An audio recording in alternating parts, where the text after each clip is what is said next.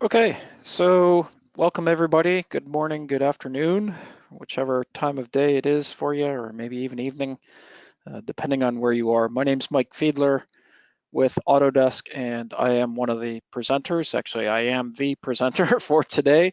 Um, Today's topic is Autodesk Fusion Generative for manufacturing. Typically with me is my colleague Apollo Vanderberg. He is out on vacation, so I am going to be doing the presentation today. We are both enterprise simulation specialists at Autodesk. Um, what that means is basically, in short, we do product support for our enterprise customers or make sure that our enterprise customers can get connected with the appropriate support people. And then we both have specializations. Myself, I have a simulation background. So if you use the Inventor Nastran product or Fusion 360 simulation product or have used Autodesk Simulation Mechanical, those are the products that I came to Autodesk to support in Apollo specialties. He started with CFD, and then we have both taken on generative design since the release of the product. So what I'm going to do today is go through a number of slides that will help you understand what Fusion Generative is, and we will go through a short demonstration of the software. I also plan to bring the program up and we can take a look at some of the features within the program, and we'll talk about next steps as well. So let's go ahead and get started. First of all, our agenda, the welcome. Again, we'll talk about what is generative design. We'll do a brief demo, talk about next steps, and we'll have time for question and answer at the end of the session. Oops, too far. All right, so before we get into what generative design is all about, what I want to talk about is why do we care, first of all, right? Why would you leverage generative design in the first place? Well, first of all, it is being used in some real world projects currently today, um, and it has benefits. For one, part consolidation. This is something that you may have seen from some of the promotional materials about generative design. And what it does is it takes a multi-part assembly. And from this multi-part assembly, it was generatively designed into a single component. So part consolidation is one reason why you might use generative design to take what was formerly a assembly and then condense that down to a single component. And at the same time, optimize it for mass. So reducing the number of components, lots of times you can optimize the mass. And then reduce supply chain costs might be another factor so that you don't have to have quite as many people involved in your supply chain. And therefore, you have the ability to have better control over, when parts are produced and supplied. Um, and then on the right-hand side there, we see an example of this wheelchair. Um, and we'll say it makes the wheelchair more versatile. It makes it customizable. When you design with generative design, you can input or you will need to input the loads, whether that's a pressure or a force, whatever that load might be. And then it can be customizable based on what the inputs of those loads are. It can be tailored to the unique person's dimensions, right? And then interchangeable based on needs. So what is it overall? What do we call the generative design when we're talking about it as a product? Well, we call it a design exploration technology. And that is to say that you can simultaneously generate multiple CAD-ready solutions based on real-world manufacturing constraints and product performance requirements. So that is one of the nice things about generative design is that you get multiple outcomes from it, and we'll explore that a little bit further here. So how does it contrast or compare to the traditional product development process? If your company decides that you're going to design some new product or redesign some product, you have a team, right? Anywhere from 1 to a few people are assigned to this project, and you sit around and try to think about some different designs. And those designs can be based on the current product, or maybe you theorize some new ways that it could be designed. So anyway, you come up with a couple of designs, and then you take one of those designs and you validate it. Presuming that it's validated, you can produce that product. But we know what really happens. Quite often, it doesn't pass the evaluation phase. It's something that's not able to be manufactured, or there are other constraints regarding material, or the loads with the material. And we have to go back and select a different concept, and again, go through the process of validating it and producing it. And so, ultimately what we have is, in a traditional manufacturing process, something like this motorcycle swing arm perhaps, and we have a fairly lengthy amount of time that goes into our time to market of the iteration phase, and then also the design to production phase. Now, in contrast with generative design, the approach in generative design, what it does for you is it produces multiple validated manufacturable options. Why do we say multiple validated manufacturable options? Because when you set up your generative design, you are specifying what the loads are. So the program will produce outcomes for you that are already able to withstand what those loads are. One of your other inputs are your various manufacturing options. So of course, you know that, for instance, if you select that it's going to be a 3D printed part, that you should be able to 3D print it based on the input. So as a consequence of that, you can evaluate those numerous outcomes, select one of those designs that you'd like to make and produce, and therefore you have shortened the iteration phase and the design to production phase.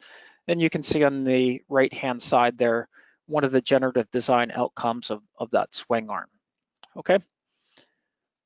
All right. So just overlaying that, what's the net outcome? A productivity increase, right? Topology optimization versus generative design. We're going to differentiate here a little bit. You may have heard of topology optimization, and in fact, whenever you are in the Inventor product, for instance, it has a topology optimization. If you are in the Fusion simulation workspace, it also has some topology optimization. How is generative design different? We're going to give it a transportation analogy. And with topology optimization, what it is it's taking a part and figuring out what the load path is in that part, the most critical load path, and then it's able to remove material from that existing design to make it more lightweight. So in terms of transportation, that would be something like you start with a shipping route, and then we know that we could take the Panama Canal, and therefore, we're still shipping the product, but we're doing it faster, right? So it's doing one thing really, it's making that part lighter. That's what topology optimization is about. On the other hand, generative design that we're talking about today, it will explore that as an outcome, or can explore that as an outcome. You can start with a currently produced part and figure out, some existing design and figure out how to make it lighter. But at the same time, we can explore different materials. Those can be input as options. You can explore different manufacturing methods. Those can be input as options. So, in terms of our transportation analogy here, it'd be the same as well. Instead of just exploring the shipping routes, what if we look at truck routes? What if we look at the train routes available to us? Can we fly the product somewhere?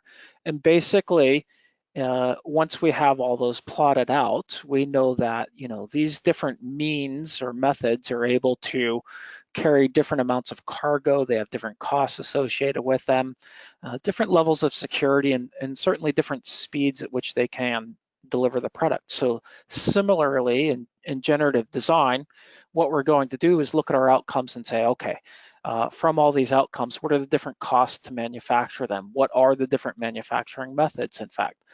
What are the different stresses or safety factors? And then we weigh all those factors and determine what the best option is for us, that is for you as the user. So that leads me to the point of when might we want to utilize generative design. So basically, three different possible scenarios or cases, conditions when you might utilize generative design. One is new product design creation, and it can help you decide where the material is needed, what type of material. You can explore more design alternatives, as we mentioned before, beyond just human imagination, right? As we grow up, we see different things. So we have a preconceived notion of what a particular design might look like as we go in to start to design something. I know if I just pull up a CAD package and I'm going to start to design a part, more often than not, I start with a square and I extrude that into a cube, right? And then from there, I start to add fillets and cylindrical extrusions and things like that. So generative design can be very helpful in new product design creation where you let the program kind of guide your design process. The second one is part consolidation. We talked about that with the seatbelt bracket a little bit earlier. So if you have a multi-part assembly, maybe it's a complex multi-part assembly, you can use that as your starting um, generative idea and let generative design explore how can we maybe design this differently so we can get from 8 parts down to a part, or maybe even if you went from 10 parts to 5 parts, maybe that would be useful as well. And then thirdly, part enhancement, and that's where we're talking about starting with existing parts, which you can see in kind of the darker outline here. We'll talk more about this bracket in a little bit. And then generative design comes up with a new design based on your constraints and your loads and says, okay, we think that this is what the design could be based on those inputs and those material constraints, those manufacturing constraints. And what's your gain there? Why would you do that? Look at existing parts, that is to say. Why would you take an existing part and run it through generative design? Well, you could lightweight it. You could potentially increase the structural integrity and extend the durability of the part. Let's talk about the outcomes. On the right-hand side of the screen there, you see the images scrolling through several different outcomes, or quite a few different outcomes for this design. And the outcome, or the numerous outcomes that you're going to get from the program, we know that the goal or the task is to strike the right balance between performance and the cost to produce. So they should all perform reasonably within the same realm, right? Because again, you're inputting what those material options are. You're telling it what the loads are, what the constraints are. So your outcomes should all meet your performance needs, and then you're going to examine the cost to produce them and determine, which is the best one for you. We also know that you're limited in the time and energy that you can spend on any singular design problem to fully explore those options. And that's where we see generative design providing one of those benefits. It provides these different outcomes for you so that you don't need to spend so much time trying to come up with what these different geometry configurations might be. You can focus your time on what the outcomes are and determining which one is the best one for you. All right. So again, just kind of the balance there, weighing out what is the cost to produce versus what its performance is. And let's use a analogy here of, again, we'll go to a transportation analogy and looking at some different cars. So in a price performance curve, right, we have 3 different cars here. And they all achieve the same goal, right? They all are able to get a person or a couple people from point A to point B. But obviously the 3 different cars that we have here on this spectrum, they're all quite different in the fact that we have some very high cost, high performance cars. And then at the other end of the spectrum, we have lower cost, maybe lower performance vehicles, and then something, right in between there. And then there's lots of other cars that would lie along that price performance curve. So generative design does something similar. You get all these different outputs and they're going to have different manufacturing costs with them. They're going to have different performance associated with them. And then based on what your needs are, what is your market that you're going after, you can determine which one of these outcomes might be most suitable for what you're going to do. All right, so now we'll take a look at maybe more of a engineering example, right? This is a GE aerospace bracket. And you may have seen this before. And basically, what they decided was they wanted to design this differently. So this was put out a couple years ago on GrabCAD, and they asked the user community on GrabCAD, how can we design this differently? And they provided users with what the constraints were. So within these 4 bolting holes here, they said this is where the model is going to be constrained. And then in the 2 lugs here, there was a series of loads, some vertical loads, horizontal loads, one at some angle, both horizontal and vertical. And then they said, user community, let's see what you can come up with. And the user community really delivered. The user community produced a bunch of different results, and you can see, what these look like. And again, we could plot them out in a performance and cost to produce curve, and basically determine which one is best for us. What's the challenge here? Well, the challenge is that this was put forth on GrabCAD, right? And they had quite a response. So there was hundreds of users, and each one of those users put in a bunch of time, hours, in order to determine or model up what these different shapes might be. So there was the benefit of having numerous users approach it, right? And so you come up with some different designs. But if you think about it, the drawback is it took so many users so much time in order to come up with all these outcomes. So really what we're trying to do with generative design is provide for you a lot of different outcomes, but basically with one user perhaps, right? It could be just you at the computer saying, this is what my design needs to be. This is where it's constrained, and these are the type of loads that it needs to be able to withstand. And then the program provides for you these different outputs. So hopefully that is a benefit of generative design that you certainly see as useful. When we look at the outcomes, it will produce, again, multiple outcomes for you. And then when we talk about price and performance, one of the things that you can do in the results is to look at things in different ways.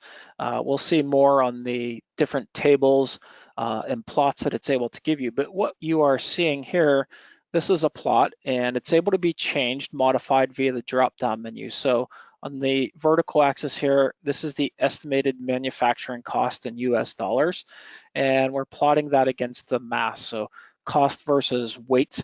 And then what you see is a lot of different outputs, and those different outputs, as you can see at the very bottom of our legend, these are the different manufacturing methods. So somebody said we want to explore 2-axis cutting, 2.5-axis milling, 3-axis milling, 5-axis milling, additive, die cast, unrestricted methods. So these are all different manufacturing methods that you can have the program consider when it's generating the outcomes. You know, if we wanted to be a realist for just a moment, a lot of times when people talk about generative design, you'll hear them talk about, hundreds or thousands of outcomes. To be honest about it, I mean, since we're all here, we're all technically minded, and we're interested in actually learning how to use the program.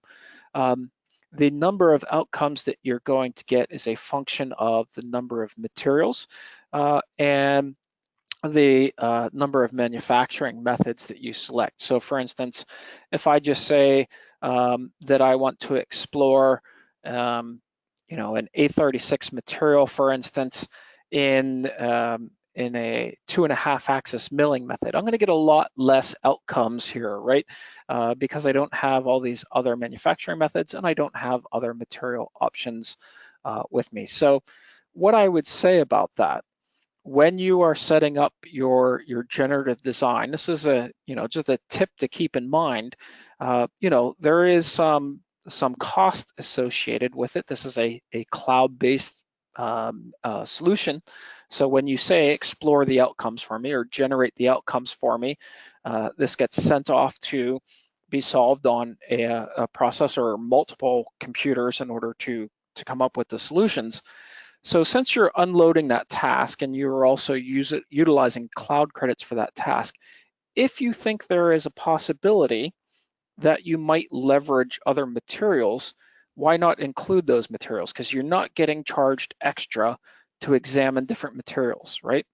So there's a flat fee for the generative design program, and it doesn't matter how many different materials you choose. So you may as well choose 3 or 4 or 5 or even 6 different materials and let the program explore those different outcomes. And then you can take a look at those different outcomes and again, determine what might be best. Because initially you might be thinking this material isn't really an option, but after you explore those outcomes and talk to some of your colleagues, maybe you find out there is a way to do it. The other thing that I would say is the manufacturing methods. We'll talk about that for just a moment. Perhaps you're thinking to yourself, well, we have access to, two-axis cutting, and maybe we have access to additive manufacturing, right? Maybe those are the two manufacturing methods that you have access to. It doesn't hurt to put the other ones in there. Why? Uh, yeah, maybe you don't have access. Maybe die casting isn't an option for you. You've explored it. You know that it's going to be cost prohibitive potentially, or maybe it's just impractical for another reason. But if you include the die cast method, the program's still going to calculate that as an output. It's still going to produce those outcomes for you. And what you can do, even if you can't manufacture it that way, you could still look at that design and maybe you go, aha, that is an outcome. That's a shape that maybe we could work with. So you could go back to maybe the design workspace and start to create something that looks similar to that. Or you can even export. That's one of the things that you'll see. You can take any one of these outcomes and you can export that outcome. So you can explore, is there a way, maybe if we alter this or we alter that slightly, that we can do this maybe, with 5-axis milling, for instance. So what I'm saying is don't hesitate to take advantage of the different materials and the different manufacturing methods that are there, even if it's not necessarily something that you think you are going to maybe right out of the gate utilize. All right. All right, this takes us into the general workflow. So in general, you're going to start with some sort of CAD model. And then once we get into the program, we're going to project geometries. And the reason that we might project geometries, we are shortly going to look at this suspension component here, the lower A arm. And the reason that we project geometries, that is, we modify maybe what our traditional CAD model would look like, is because we need to have clearances, right? Potentially for somebody to get a tool in on this end where you see this cylindrical extrusion.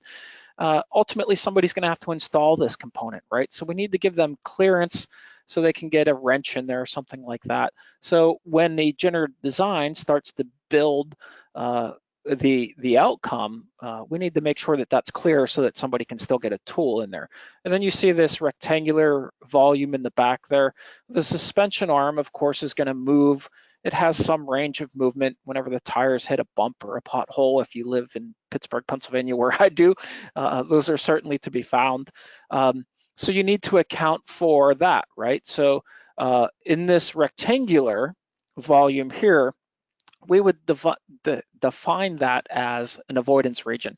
Maybe we should go one block over. See the define portion of it here.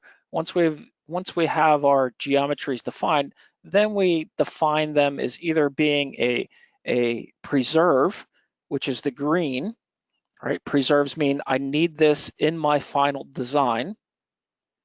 And then you define the avoidance regions, and the avoidance regions you see in red. So this cap here is an avoidance because we need to get a bolt in and our tool around it. And this red region is an avoidance region. Kind of makes logical sense, right? Red, stop or avoid, and then green, we need that in our final analysis. Go with it in our final design, excuse me. And so you can see once it generates the outcome, it's avoided the region in red, right? Because our suspension arm needs some range of motion there. And then our preserves or our keep-in regions there, those would be these cylindrical regions. That's of course where it gets bolted or connected to something else, right? So as the program generates these outcomes, it respects what you have or bases the outcomes based on what you have defined as both avoidance and preserve regions. Finally, we get our multiple outcomes and we can explore what those are. So briefly, we'll just talk about the manufacturing methods. I already mentioned that there are multiple materials that you can define within the program. Likewise, there are multiple manufacturing methods. Again, I'm going to do a short video walkthrough here in just a second. Keep in mind that it goes kind of quick. I will pull up the program at the end and we can spend a little bit more time exploring, especially if there's any questions that we can answer. But as far as manufacturing methods are concerned, we have additive, we have die cast, 3 and 5 axis milling, 2.5 axis milling, and 2 axis cutting. The program is very much a work in progress. It's obviously commercially viable at this point. We think that it's useful for people, but there's a lot of interest in it. Things are always changing and being added to it.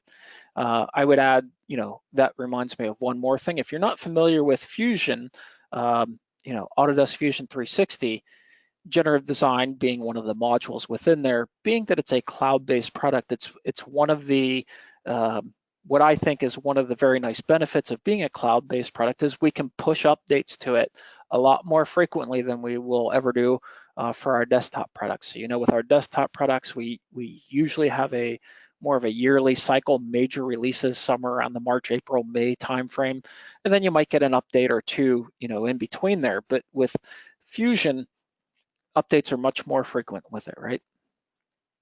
Okay, so let's get into a brief video walkthrough. We're going to start with this lower suspension component here, and you'll see that we're starting in the design workspace.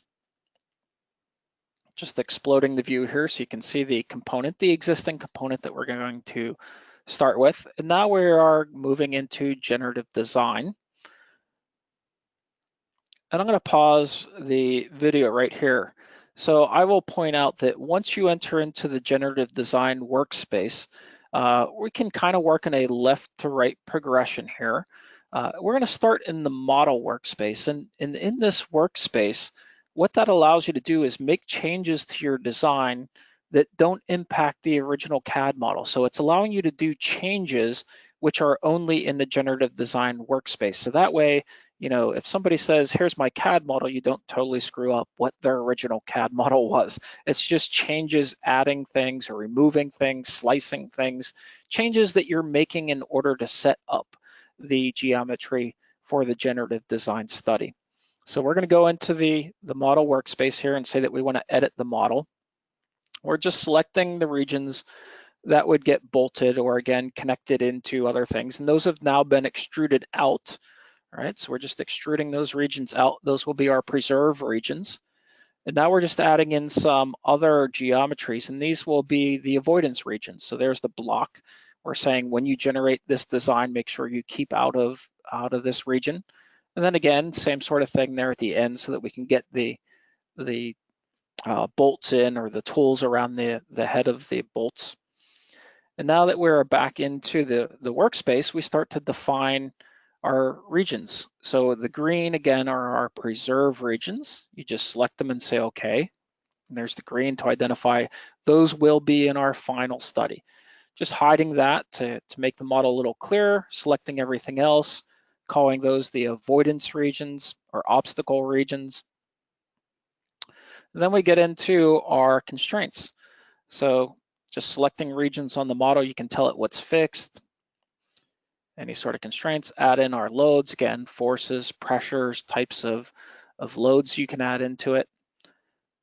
From there, we can go into our objectives, and your objectives you can specify as either wanting to minimize the mass or maximizing the stiffness. And then you define what your manufacturing constraints are. So you have unrestricted, additive, your different milling constraints. Again, now you have casting and so forth. So just going in, adding in some additional manufacturing methods. Next, you would select what the materials are. Just expand anything in the list here. And then when you want to add it, you just drag it up towards the top here. So we can go through and find some different materials that we might want to leverage in our outcomes. All right, you can do a pre-check on it. It'll let you know if there's any problems with your setup. And then from that point, you can go ahead and generate the analysis. All right, so you see, once you get to the results, there's all your different outcomes. You can start to change filters on the left-hand side there, look at specific manufacturing methods, or maybe you just want to look at things that are a certain mass. Maybe there's certain mass that you want to avoid due to frequency or something like that. And then you can look at different views, look at the information in different ways, and then you can sort it by volume or mass or material to look at all the different outcomes. There's the scatter plot that we were showing before, and you can take a look at them here that you can see the different colored dots represent different materials. And we can zoom in on a couple, just rectangular, select around and look at a couple different outcomes. And as we hover over those outcomes, the data shows on the right-hand side there, the specifics. We can also select a couple of them at the same time and you can do a compare on them. So that way you can side by side look at the two different outcomes. Take a look at the stresses and see maybe where the max stress occurs on the body. So if you do need to make changes or you'd like to make changes, you can do that. You can also take a look at what the initial obstacles and preserves were. So that way you can see that the generative outcome has respected what those obstacle and preserve regions were. All right, so finally, once you have an outcome that you've decided that you like, you can create an outcome or create a new design from that outcome. And what that will actually do is export that geometry back out into your design workspace, and then you can include that back into your original geometry. And there you can just see those designs exported back into our original assembly, okay? Obviously, because you are now back in the design workspace, everything that you can do in the design workspace, you could do to that generative outcome. So if you need to slice that outcome, if you need to extrude things, if you need to maybe split a surface because you want to extrude a certain region of it, you can certainly do that. Anything that you could do in the design workspace before, you should be able to do afterwards. All right. On this slide here, all I wanted to point out, this is really just a slide to let you know that you're not limited necessarily purely to manufacturing outcomes, right? We show that motorcycle swing arm. You may have actually seen that if you attended AU in the last couple arms, and there you see, last couple years, there you see a brake caliper. Sure, it can certainly meet and probably has a place within the manufacturing industry, but you also see something like headphones there, something for consumer products. Here's the arms of a drone, so again, another consumer product. In something like the industrial manufacturing space, this one, yeah, it's maybe not necessary to lightweight the housing of a light, but it has some visual interest, right? So maybe you're using the program for that. Somebody looks at it and goes, hey, that's kind of nice. I'd like to have that, in my bedroom or my shop, wherever that might be. And then there's something like a coat rack, what do you want to call it, connection or bracket there on the right-hand side. And again, I don't know that it was critical to do it. They probably weren't too concerned about the design before, but it's visually interesting, and therefore you could draw consumers that way. All right, so I will talk a little bit more about what's next for you if you are interested. Before we get into that, let me end the slides itself, and I'm going to pull up the Fusion product just to go a little bit slower or show you some of the options here. So, we looked at the GE Aerospace bracket at one point. It was the model that I was talking about where they made it a GrabCAD challenge for people to, in order for people to come up with some different designs. So you would typically start in the design workspace, and in the design workspace, you can model what your preserves are, and for that aerospace bracket, right, it's the 4 bolting locations. So the dark blue or dark gray color that you're seeing there, if that's what it's coming through as, plus the regions where the loads are going to be applied, right? And then we have our avoidance regions. So we made a base on it, right? We don't want it to generatively design anything below the bracket, because probably there's other components there. And then there's some range of movement. So that's what the half cylinder is for. And then you have these cylinders, of course, that's where your bolts get inserted or other parts. So yeah, in the design workspace, we're going to design what our keep and our avoid regions are basically. And I go into generative design, and right there, just cleaned up a little bit. There you're seeing the preserve regions, right? So again, the 4 locations where we are going to bolt down, and you can see that they have been constrained. And then we have to have our locations where we're going to apply our loads to it, right? The obstacle geometry, you can hide and show your obstacles in preserve. So let me turn off the preserve geometry. So there's our obstacles, right? This is the regions that we're saying, don't create any geometry whenever you create the outcomes. So that's basically your first step, is to model something that is representative of what you want to keep or preserve in your final geometry. And then what is your obstacle regions? Where do you need it to not build? Certain regions that you have to have it keep away from. And the way that you do that is just by selecting. So there's your preserve geometry and your obstacle geometry, and you click, let's say I need to add preserve geometry, and you can just come down to the model and start to select, components, bodies of your assembly and say those are your preserve geometries, and you see it tells you how many bodies you have. And then I do the same thing with my obstacles, just select those bodies and components of my design. And that's how you define which are preserves and which are obstacles. There's the edit model workspace. I'll jump in there for just a moment. So that is, allows you to remove features, remove faces. You can basically do fillets and chamfers. So basically, again, modifying the geometry before you set it up for the design exploration.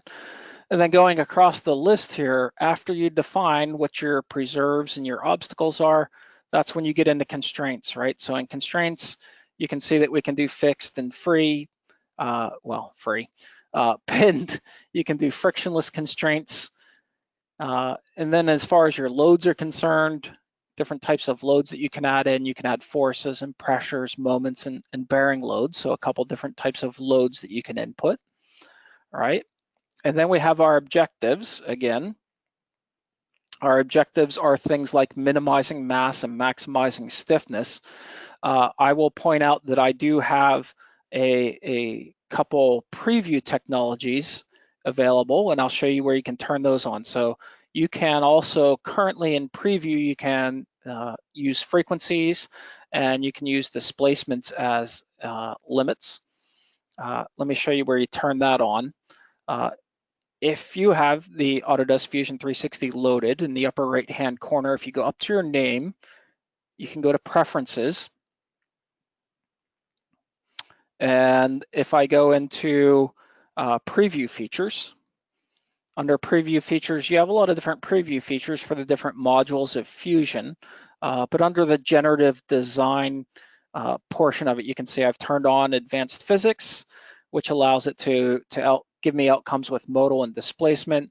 I have die casting on as well, which is a manufacturing method preview as well. So if you don't have those turned on, when you go into your objectives, you're just going to see minimize mass and maximize stiffness. You need to turn that on in order to see frequency and displacement.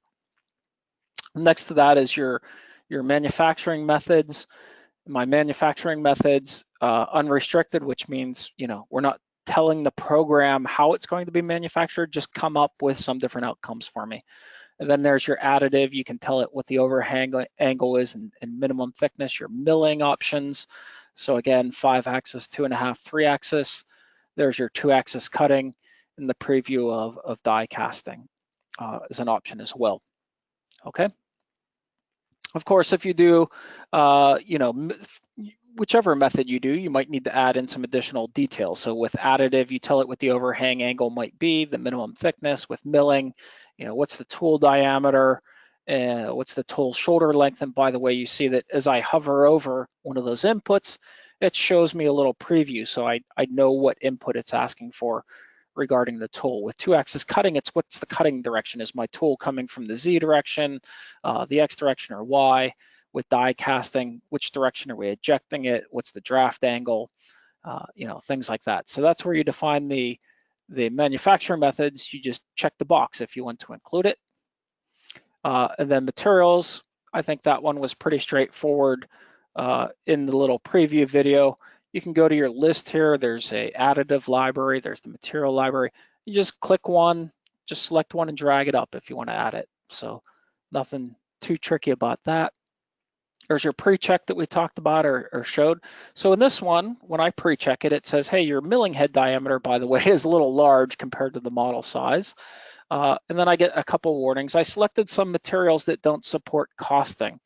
So I won't be able to review what the cost to produce on those parts. That's okay for some materials, right? You're still going to see what those outcomes are. You just might need to send it to your vendor and say, okay, what's it cost if I produce 100 of these parts? What if I produce 1,000 of these parts? But other materials will have it. And by the way, I should mention that is back on, I didn't want materials. I wanted the manufacturing method. Back in the manufacturing method at the very top, there's a production volume.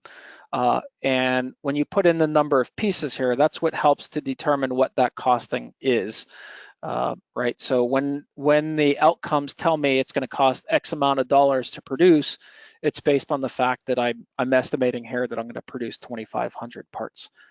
And then, the next thing to do would be you could preview it, and that'll quickly show you what those outcomes might look like. And then you can tell it you want to generate those outcomes. And then once you hit the generate button, that's when it offloads it to the cloud and it's going to start generating outcomes. It's going to take a little bit of time. It could take 45 minutes if it's a very simple design and you told it to produce 3 outcomes, or it could take hours if you ask for, again, just being straightforward with you, honest with you, it could be hours if you tell it to generate many outcomes, lots of different materials and lots of different manufacturing methods. It could be a little while, but as it starts to produce those outcomes, it'll put you into the Explorer environment, and you'll be able to watch the outcomes in the Explorer environment. So when you start with the generative design, when it starts producing the outputs, everything's going to look like a block, basically. And then as it starts to remove material away, it'll start to look more like a generative designed outcome. And then here, in this environment, this is where we're showing we can start to filter things on the left-hand side. So I can say, I only want to look at my additive outcomes, for instance, and so it isolates down to those. Or maybe I only want to look at the unrestricted ones.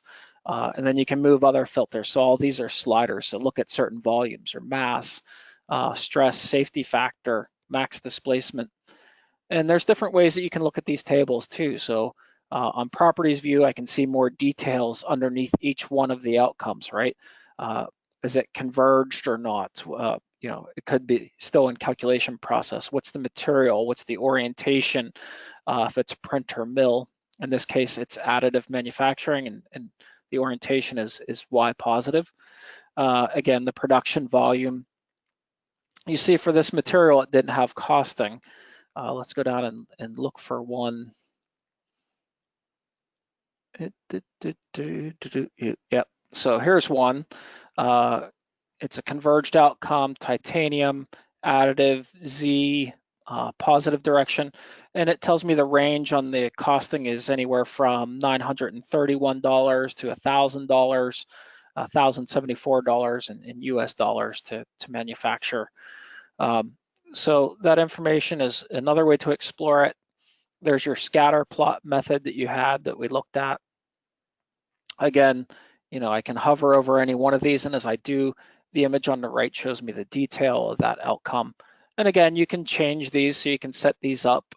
Maybe I want to look at them in terms of the von Mises stress with respect to the mass, or maybe I want to look at the von Mises stress relative to max displacement, right? And I can see what the plot is. So that way, looking at the the horizontal axis, I could say, well, maybe I don't want any displacements over 0.025 inches. So I know I'm going to look at things over in this range, right? And then, we looked at the Explore. So if I select a specific outcome, just a couple more things here I want to show before we open up for Q&A. So here's one of my outcomes. And again, you can select multiple and look at them side by side if you like. So when I select an outcome here, I can see, again, the status, the material, the manufacturing method for this particular one. And it took 10 iterations for it to get to this state. And I can roll it back in the timeline if I want, just move this slider down. All right, so there you can see what its first iteration was, right? And I said it's going to look like a block. They're all going to look like blocks when you start. And then as it calculates through the solution, right, it becomes a little more refined. So there's the second iteration, third iteration, fifth iteration, right? And it'll keep going and keep removing material until it hits the constraints, whatever those constraints might be, whether you gave it a safety factor or whether you gave it a frequency or you know, whatever that constraint might have been. So anyway, once you ultimately decide on a outcome, right, you review the outcome and maybe you decide, yes, it's manufacturable, its cost is within reason, its displacements are within reason, stresses, then you can export that out. So there's a button right there that you can say create a design from the outcome, and that will actually export this model back into the design workspace for you so that you can then do whatever you need to do with it, whether it's add it back into your assembly or maybe you need to generate a file so that you can send it to a printer, whatever that outcome might be. Okay. So then that's basically my walkthrough of the workspace here. I'm going to open it up to questions in just a moment. If anybody has a question, feel free to type it into the question panel. The last thing I'll show from that PowerPoint was next steps, right? Obviously, you need to have Autodesk Fusion 360 loaded on your machine. And then what I would say probably is a reasonable starting point when you go to autodesk.com, Fusion 360, wish that screen would stop changing on me. You can go to Learn and Support. And under Learn and Support, you will find things like self-paced learning. You can access the community forums. All right, so if you go in the self-paced learning, under here, there's getting started for absolute beginners with Autodesk Fusion 360. If you're interested in CAD and CAM portion of it, if you're interested in the mechanical assemblies, but there is generative design lessons in here as well. So that one that we were just looking at, the GE Aerospace bracket, you see understanding generative design. There's 6 lessons there, which will go through how to set this up start to finish. And then there's a alternative design here that includes up to 27 lessons. So you can explore those as well. So if I go ahead and click that one, for instance, you can see some of the lessons: introduction to generative design, the mindset, shape optimization versus generative design. And then we go through all the different lessons, and you can just step through them when you click it, and that'll give you a little video and information about how to set that up. So that's certainly a useful place to get started. Okay. So that is about it for what I have to present. I can go back and explore anything if you'd like. Let me take a look and see if we have any questions. Let me pop out the question panel if I can.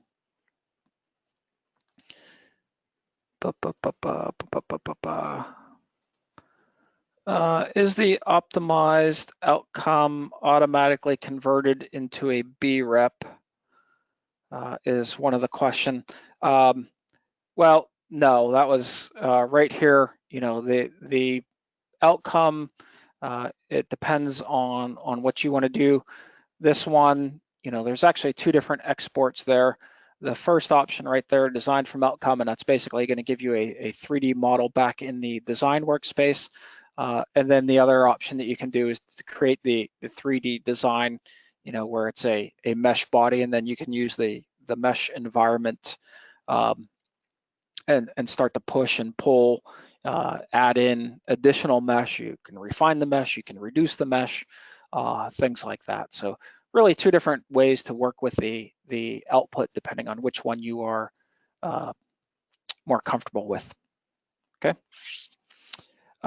Somebody said, how is the cost factor calculated? That is a good question.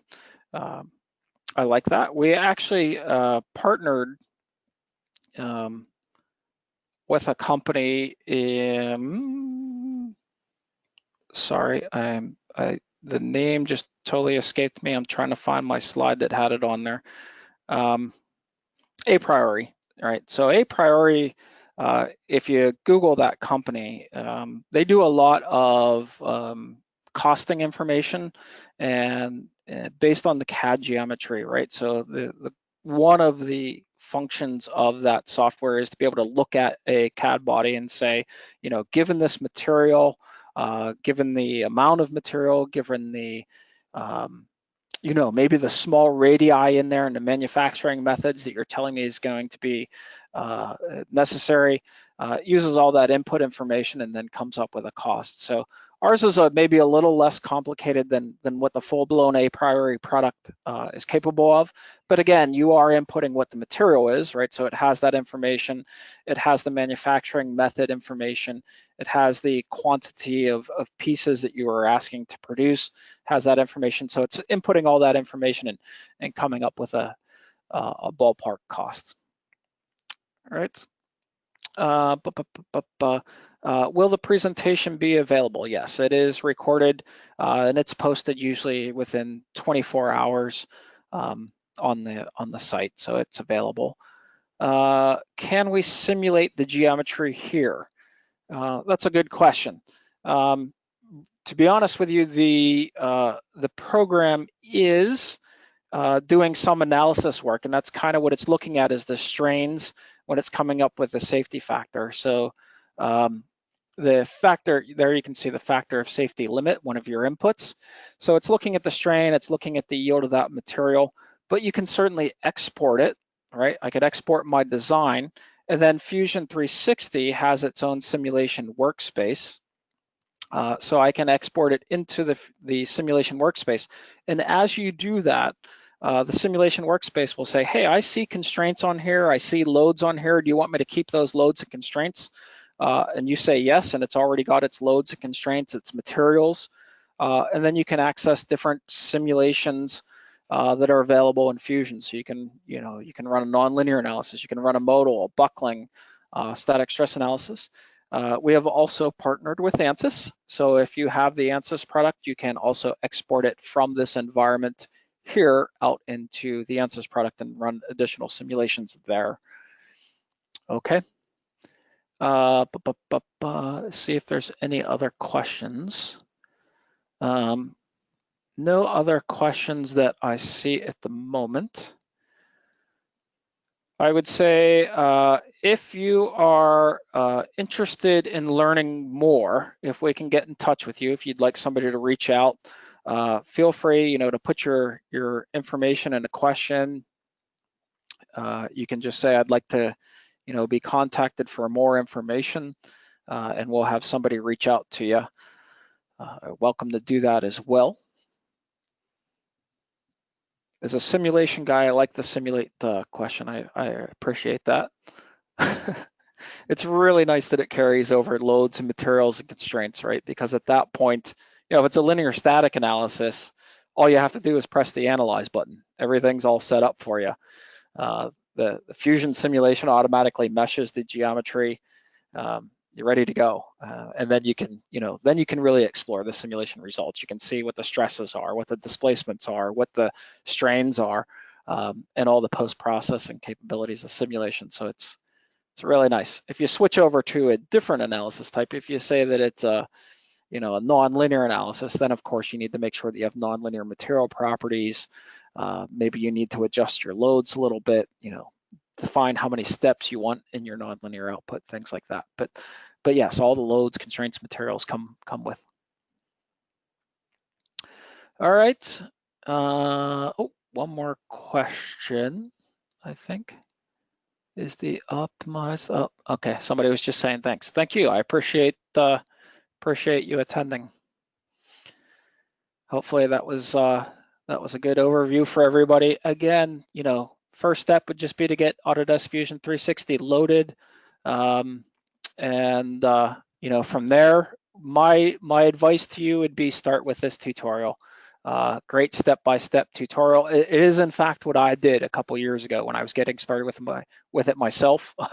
I went through this tutorial to kind of see how all the steps work, and then from there, you venture out into your own geometry.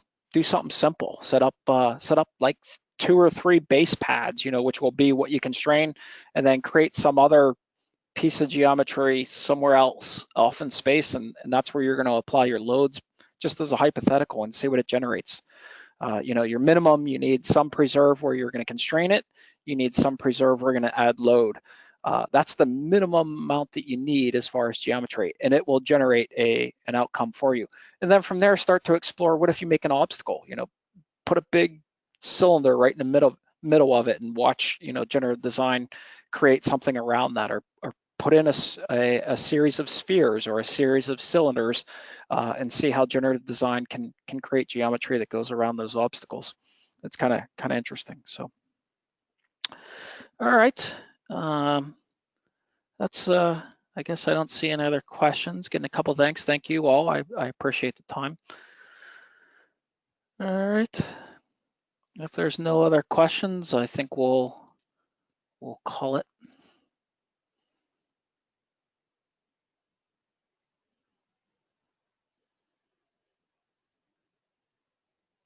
All right, I guess that's it. Again, for anybody that might be left, thank you, and hope you enjoy the rest of your day. Have a good one. Take care.